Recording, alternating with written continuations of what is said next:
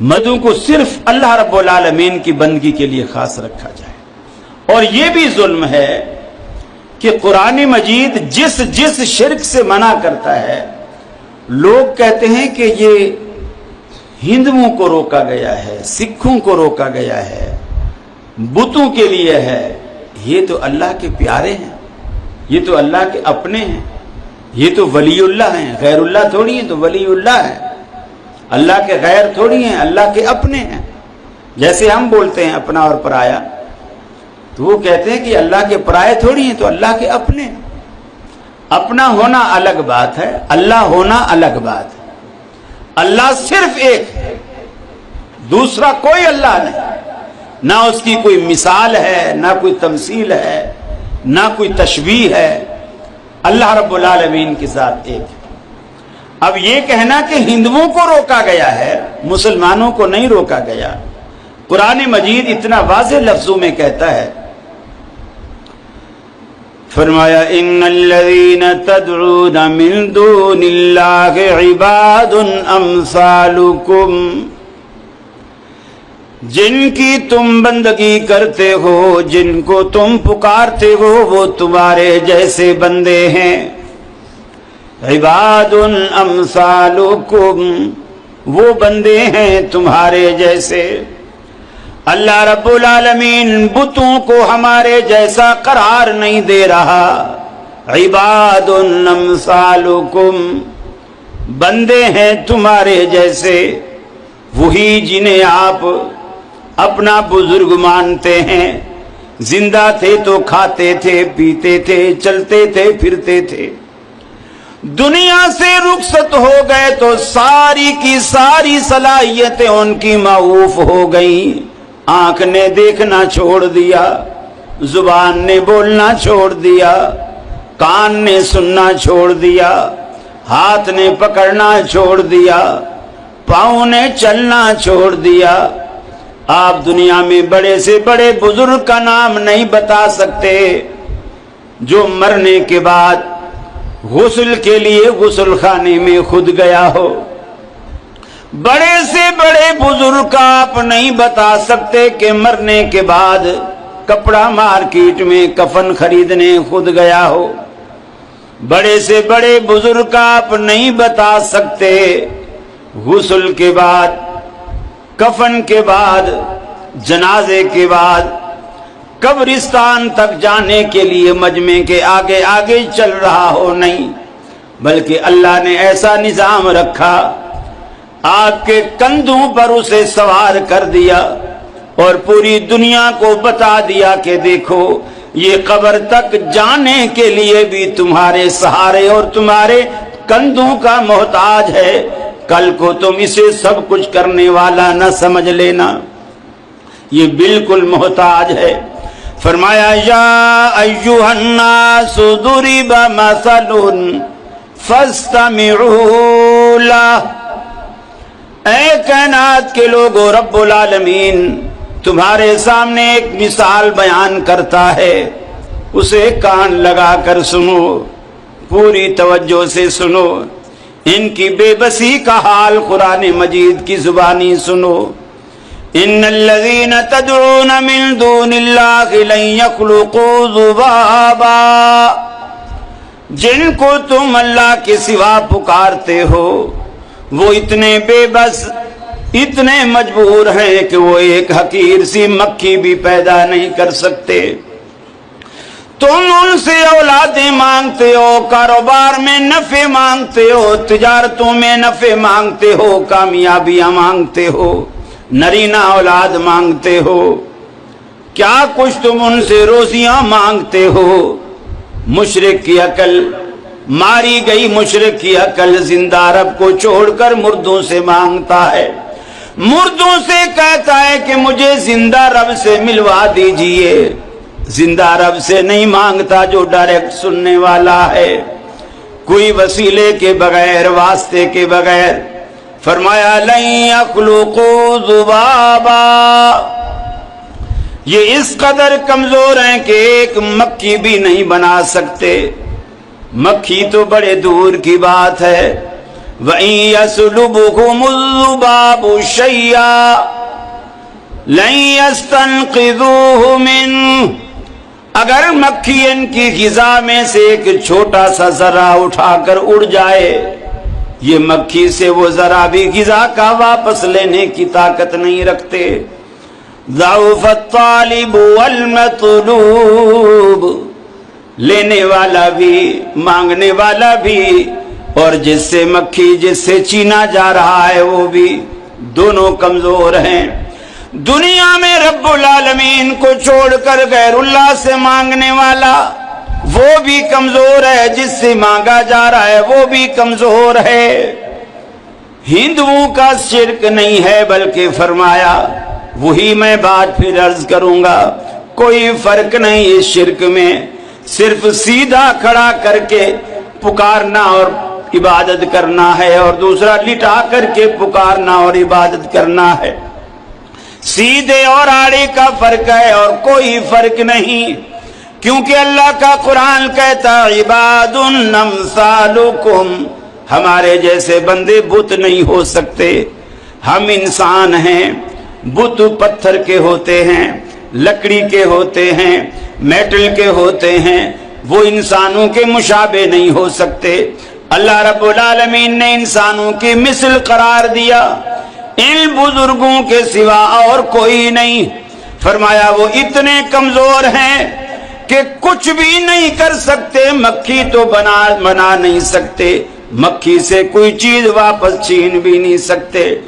کسی نے کیا پیاری بات کہی، اے خالق کل، اے مالک کل، اے رازق کل، اے حاکم کل، سبحان ہے تو، رحمان ہے تو، تیری صفتیں کوئی بھی پا نہ سکا، ہر شے پہ تصرف ہے تیرا، جب حکم دیا تب می برسا، اے مالک ابر سے تیرے سوا ایک بوند بھی کوئی گرا نہ سکا، اے خالق کل، اے مالک کل، اے رازق کل، اے حاکم کل، سبحان ہے تو، رحمان ہے تو، تیری صفتیں کوئی بھی پا نہ سکا۔ تو جس کو ڈبونے پر آئے پھر کس کی ہے طاقت پار کرے، محبوب تیرا مجبور رہا، کشتی میں پسر کو بٹھا نہ سکا، اے خالق کل، اے مالک کل، اے رازق کل، اے حاکم کل، سبحان ہے تو، رحمان ہے تو، تیری صفتیں کوئی بھی پا نہ سکا۔ خالق وہ نہیں جس سے کہ کبھی بن سکتی نہیں ایک مکھی بھی، مکھی تو بنانا دور رہا، اقبال بھی بدلا جا نہ سکا۔ اللہ رب العالمین کی قدرتوں پہ یقین کیجئے، آپ دیکھتے نہیں آسمان کے دامن میں بادلوں کے رواں دواں قافلے، جن میں گرمی بھی ہے، جن میں سردی بھی ہے، جن میں پانی بھی ہے، جن میں آگ بھی ہے، یہ دونوں متضاد چیزیں کس نے جمع کر دی؟ بولو نا سیال کوٹ والو، کس نے جمع کر دی؟ اللہ نے۔ بجلی بھی بادلوں میں چمکتی ہے، آگ کی صورت میں پانی بھی برستا ہے، دونوں متضاد چیزیں رب العالمین نے بادلوں میں جمع کر دی۔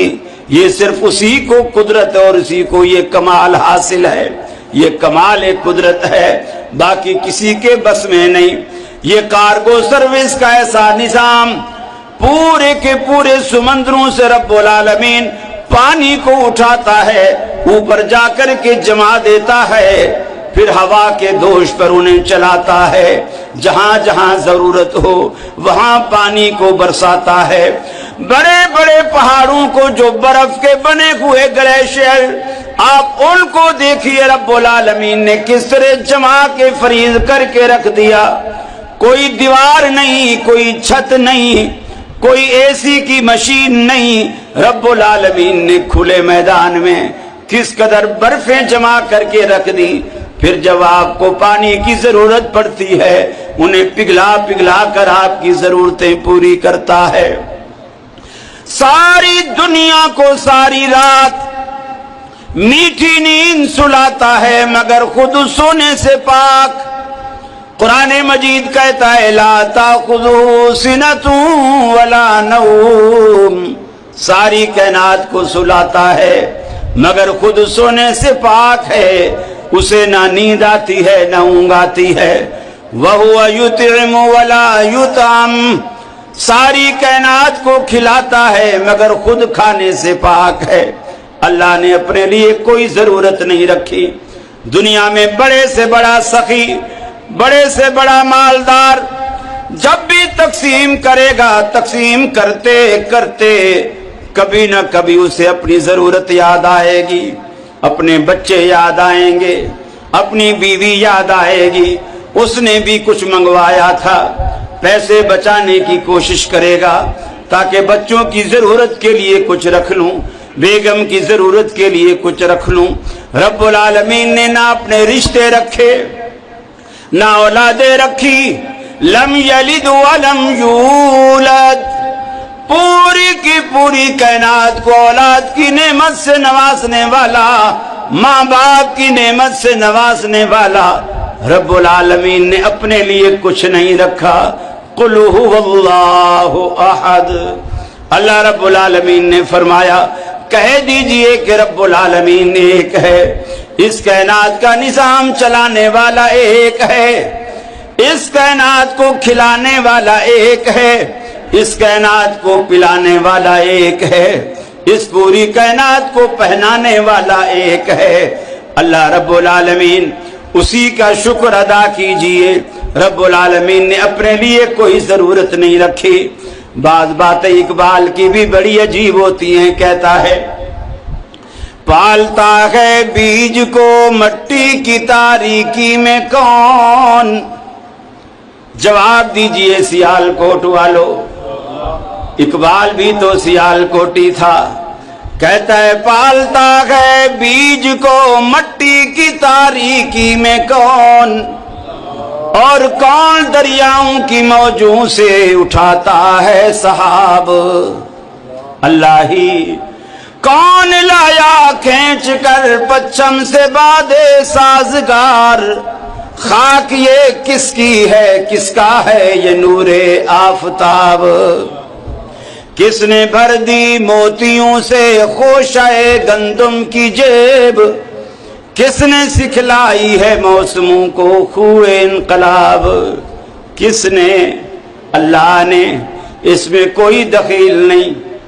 अब आप आ जाइए भैंसों के ऊपर, बकरियों के ऊपर, जिसके दूध लोग 11वीं के नाम पे बांट देते हैं, 11वीं के नाम पे दूध बांटते हैं।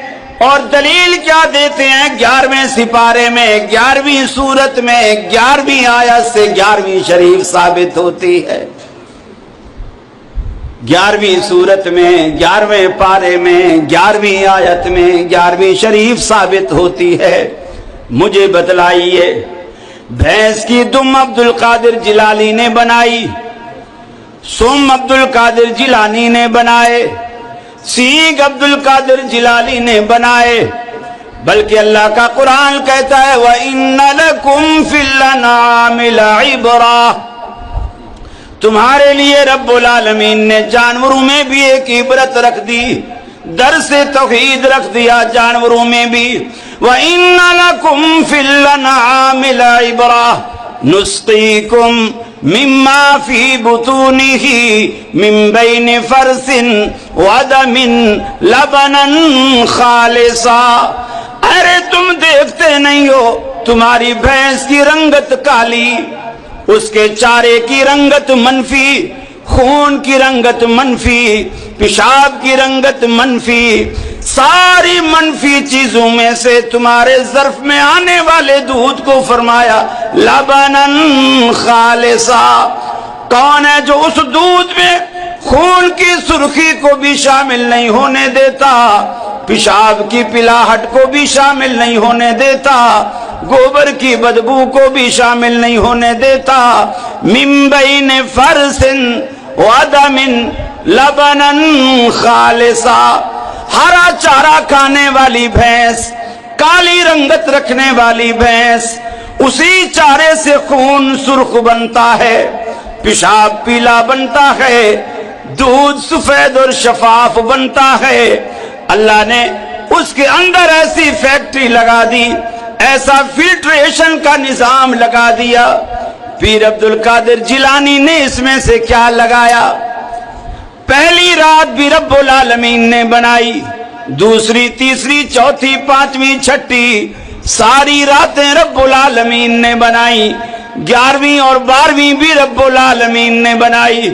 پھر جب بھی بانٹو رب العالمین کے نام پر، فرمایا ہے مسلمان تیری ٹیبل پہ رکھا ہوا دودھ کا گلاس بھی درس توحید ہے، دودھ کا گلاس درس توحید ہے، اسے اٹھا کر پینے سے پہلے اتنا تو سوچ لے، ضمیر سے پوچھ لے کہاں سے آیا، کس نے بھیجا۔ اتنا بھی تو غور کرے گا تو یہ دودھ کا گلاس بھی تیرے لیے درس توحید ثابت ہوگا۔ اسی لیے فرمایا سوچ تو صحیح، ان لکم فی الانعام لعبرہ۔ اسی لیے اللہ کہتا ہے اولئک کالانعام بل ھم اضل۔ یہ جو مشرک ہیں یہ جانوروں سے بھی گئے گزرے، جانوروں سے بھی زیادہ نیچے ہیں، گمراہ ہیں۔